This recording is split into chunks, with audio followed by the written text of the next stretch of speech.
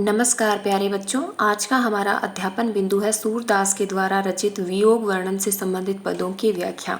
इससे पहले जो हमारी वीडियो है उसमें हमने सूरदास के द्वारा रचित विनय के पद, बाल लीला वर्णन संबंधी पद, श्रृंगार रस से संबंधित पद, वात्सल्य वर्णन से संबंधित पदों की व्याख्या की।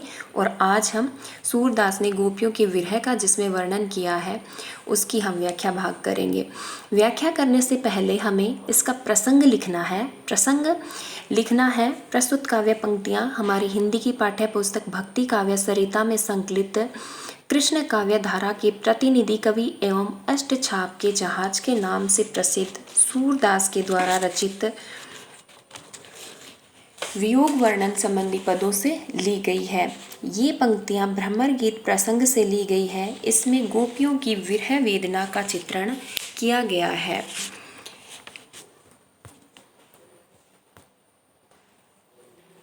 विलग जनी मानहु उधो प्यारे।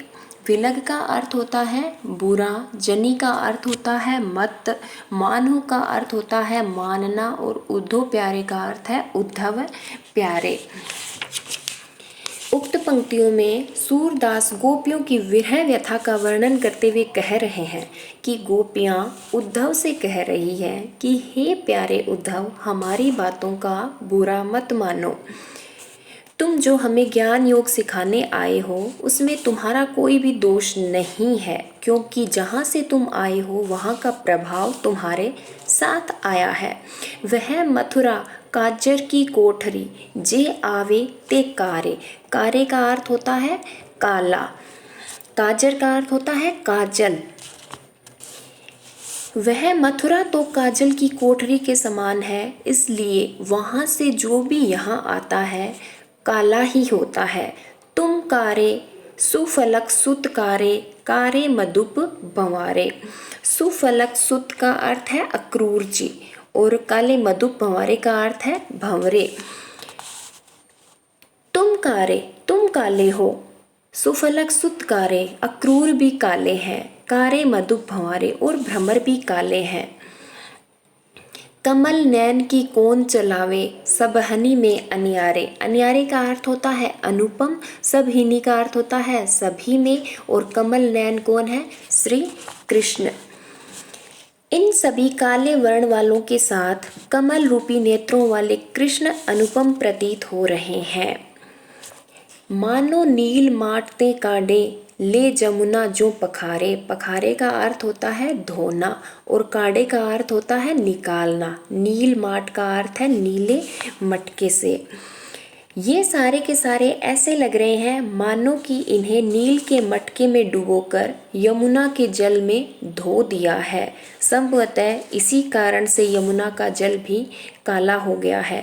तागुन श्याम भई कालिंदी। श्याम काला हो जाना, कालिंदी का अर्थ है यमुना नदी।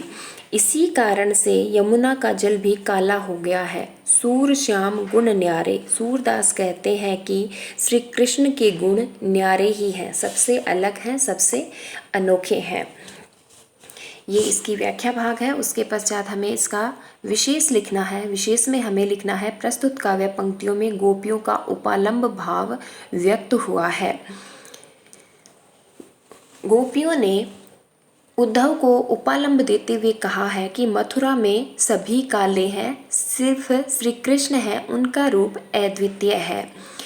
तीसरी पंक्ति में शुद्ध साहित्यिक परिनिष्ठित ब्रज भाषा का प्रयोग है। नील माटते कांडे में उत्प्रेक्षा अलंकार और बाकी संपूर्ण पंक्तियों में अनुप्रास अलंकार का प्रयोग है।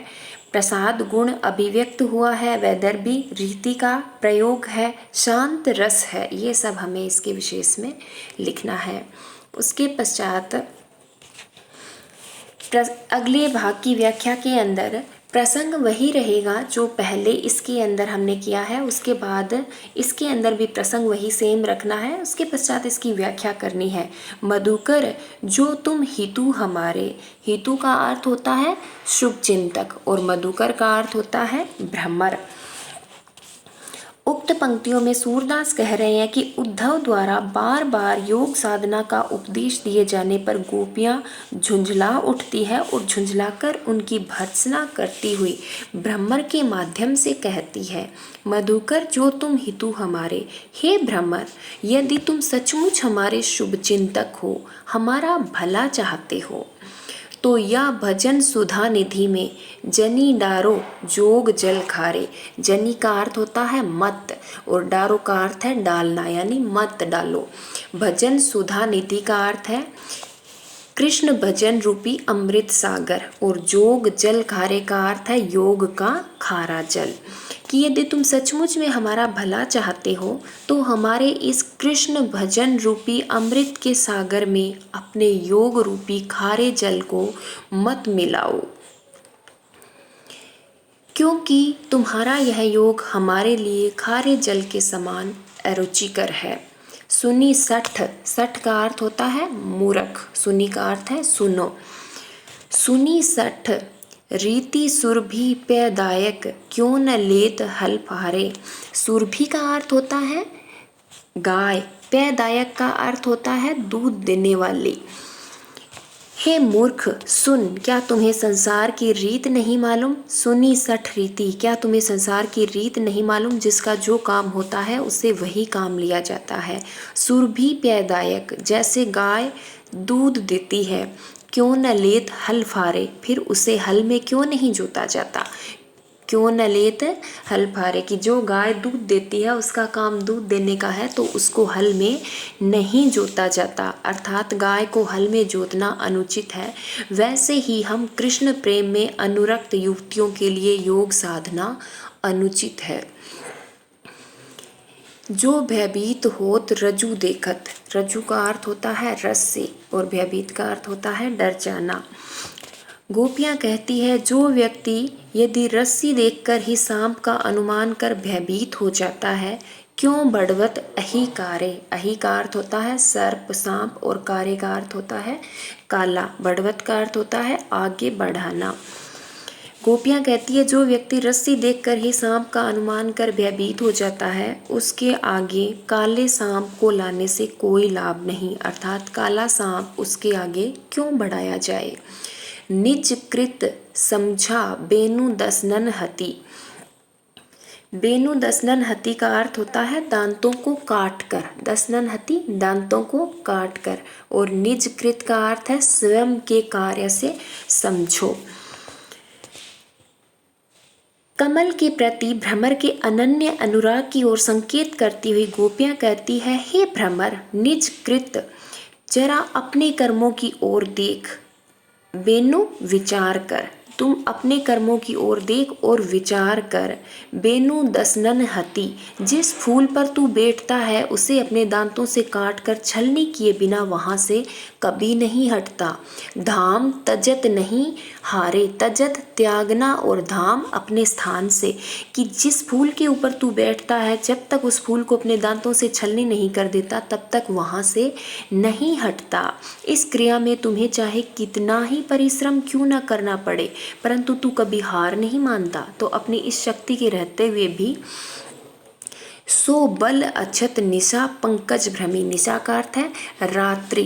दल कपाट नहीं टारे, दल कपाट पंखुड़ियों रूपी किवाड़ बंद हो जाना, कि जब रात में तू कमल के भीतर बंद हो जाता है, जब कमल की पंखुड़ियाँ सिकुड़ जाती है तो भ्रमर होता है वो कमल के भीतर ही बंद हो जाता है।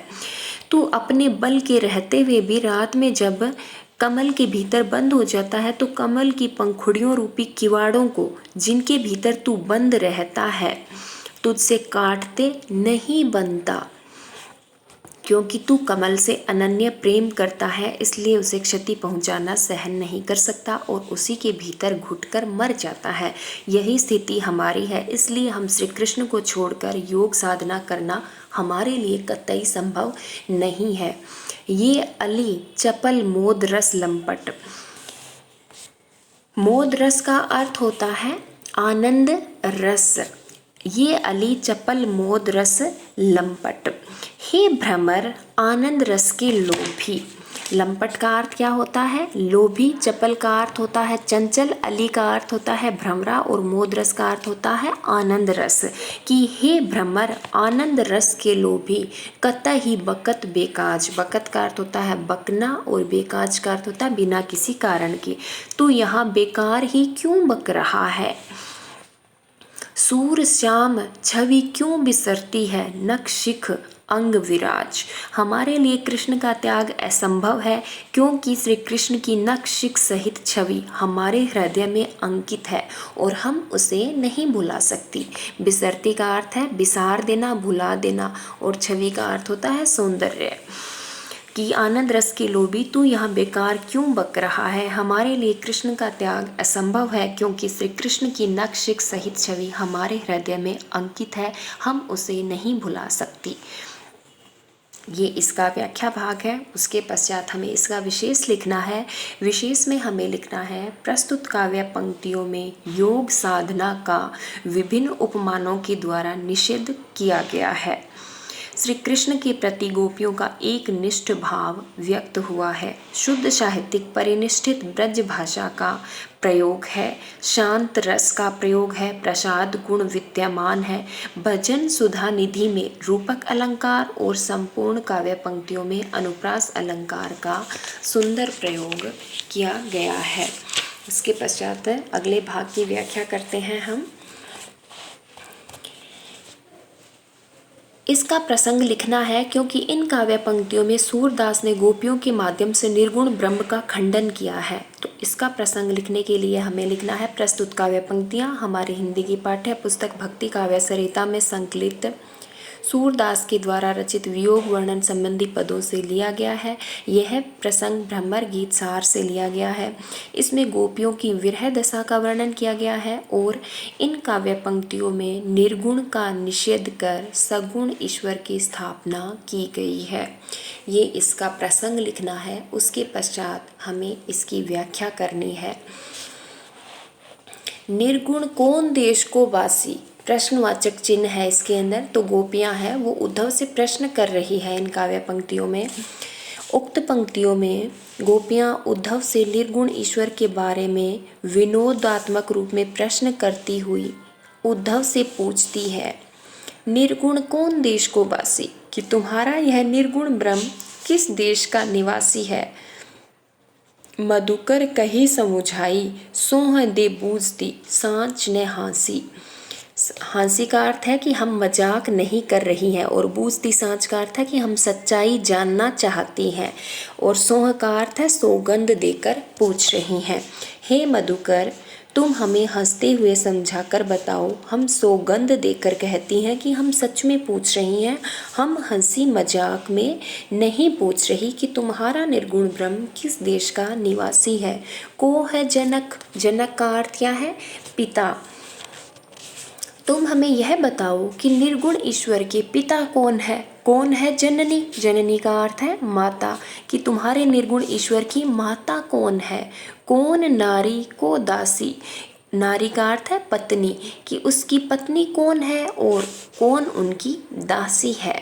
कैसो वरण, वरण का अर्थ क्या होता है? रंग। यह भी बताओ कि उनका रंग कैसा है। भेष है केशो, भेष का अर्थ है पहनावा, उनका पहनावा कैसा है। के ही रस में अभिलाषी, अभिलाषी का अर्थ होता है इच्छा करना। किस रस में आनंद की अनुभूति करते हैं, किस रस की इच्छा रखते हैं, अर्थात वे कौन से रस की अभिलाषा करते हैं। पावे गो पुनि कियो आपनो, जा रे करेगो गांसी। गांसी का अर्थ होता है गांस या कपट की बातें, अगर कपट या झूठ बोला तो।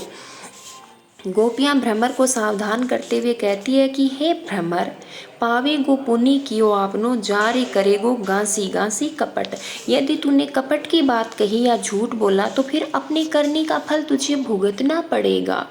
सुनत मौन है रहो ठग्यो सो, सूर सबे मति नासी। नासी का अर्थ होता है नष्ट हो जाना और मति का अर्थ होता है बुद्धि। मौन हवे रहो ठग्यो, ठग्गा सा रह जाना। गोपियों की इन बातों को सुनकर उद्धव मौन हो ठगे से चुपचाप रह गए। उनकी सारी बुद्धि नष्ट हो गई। अर्थात जब गोपियाँ उद्धव उनको ज्ञान योग का संदेश देता है, निर्गुण ब्रह्म के बारे में बताता है, तो गोपियाँ कहती है कि तुम्हारा निर्गुण ब्रह्म किस देश का निवासी है, उसके माता कौन है, पिता कौन है, पत्नी कौन है, दासी कौन है, उसका रंग कैसा है, कैसा पहनावा और किस रस का अभिलाषी है। अगर तुमने हमें झूठ से और कपट पूर्वक उत्तर दिया तो तुम्हें इसका फल भुगतना पड़ेगा। तो ये सुनकर उद्धव जो है वो मौन हो जाते हैं और उनकी सारी बुद्धि है वो नष्ट हो जाती है। अब हमें इसका विशेष लिखना है। विशेष में हमें लिखना है, प्रस्तुत काव्य पंक्तियों में निर्गुण ईश्वर का निषेध और सगुण ईश्वर की महत्ता का प्रतिपादन किया गया है। गोपियों की भगवान श्री कृष्ण के प्रति एक निष्ठ प्रेम का परिचय मिलता है।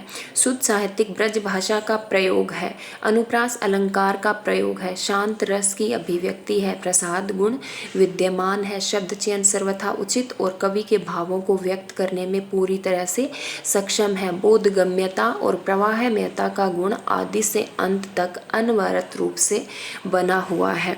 ये सब कुछ हमें इसके विशेष में लिखना है।